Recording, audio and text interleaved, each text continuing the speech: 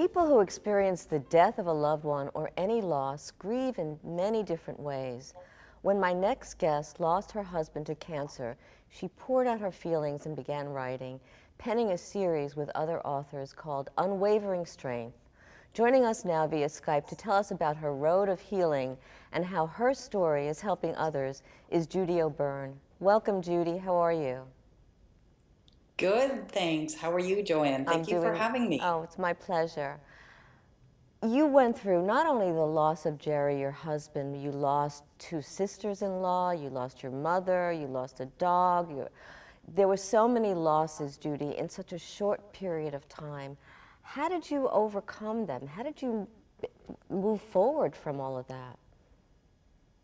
It really became a choice. It's like, I could crawl under the bed with my dog and not continue life, or I could choose to find the goodness in what happened, because that's what I kept hearing over and over again. Something good will come of it. And I thought, I have to heal. And that's why I chose that, what better way to be able to talk about it? Because that's the hardest thing when you go through such a challenge. And when you're talking about it, that's part of the healing process. So you wrote Definitely. about it, you talked about it, and you brought other people that you call ambassadors in your series, Unwavering Strength. What does Unwavering Strength mean to you, Judy? It means overcoming an obstacle that's insurmountable is really what it means to me. And to the other authors, that you're calling them ambassadors. Why ambassadors? I just feel they need to be honored. All the authors, co-authors have been through amazing, amazing challenges in their life. And they really need to be honored because they did make the choice. They made the choice to move forward and to, find the good in the really bad that happened to them. You know, sometimes we don't recognize that when we're going through the trials and the tribulations, and it's only afterwards. And I think many of the authors, the ambassadors, went through this, even though we heal differently, went through that process when they were writing. Can you share one of those stories of the ambassadors in one of the books? Oh, there's a gentleman. I mean, I would love to share all of them, but there's a gentleman that comes to mind immediately, Rodney Flowers. His story is about the fact that at a young age, he was on his way to becoming a football pro, and he suffered a paralyzing accident playing football, and he actually spent 15 years in a wheelchair. Wow. And when I met him, he was walking with canes. And I knew the moment I saw him, he had to be an ambassador. And he is. How did he overcome all that? I think it's really his will. He just never took no as an answer. He decided that he was getting up. His story, he actually says that he's on the football field and he's willing his body to get up and it just wouldn't get up. And it's like he knew immediately. The moment they told him he would not walk, he knew he would be walking. So despite the odds and despite sometimes what the predictions are or medical statements are about our health, whatever, because of his tenacity, because like you said, his will, he was able to overcome that. And 15 years, that's a long time for the body to readjust being able to now walk. That's what I find, absolutely amazing is that fact, like you said, it's 15 years in a wheelchair. His body is used to it. It's easy to just stay there. He didn't have to, continue to keep pushing forward.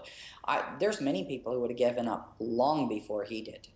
Which is so important about these books. What's the message in these books for the readers, Judy? To me, the message is you have a choice.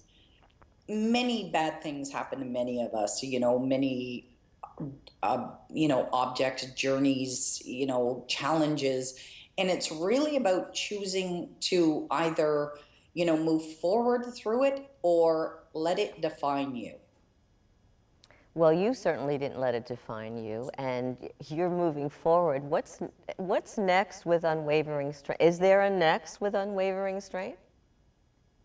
Oh, I'm so hard to control my excitement right now. We're actually we're determining the titles for the next series or subtitles for the next series of books. And this is a series.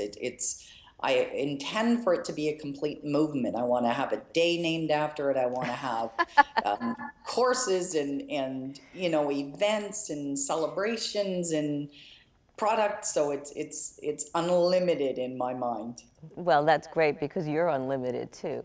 Judy, what else have you learned from the ambassadors, the authors in these books? The most important thing I learned through all of this is that you're not alone. That you can choose to be sitting, like we are by ourselves a lot of the time, but it's very easy to reach out and ask for help. And that's what I did. I didn't form it in the way of asking for help. What I did was ask people if they wanted to share their stories, ultimately knowing that they were helping me in Did, my healing journey. did you know that at first, though, when you reached out to? No, not No. at all. Not at all. I actually thought it would be too much weight, too much heaviness to take on until I started to reach out to them. And then I found these amazing souls who they were happy in the face of the adversity they had, gone through. And it was like, wow, I can handle this. These are the kind of people I want to be surrounded with. Well, because they moved past it, and I'm very honored to be in Volume 2. Judy, thank you so much Yes. for being here and for Unwavering Strength. Still Thank you for ahead, what's having the me. secret to vibrant health and looking and feeling young? We'll fill you in when Power Your Life returns.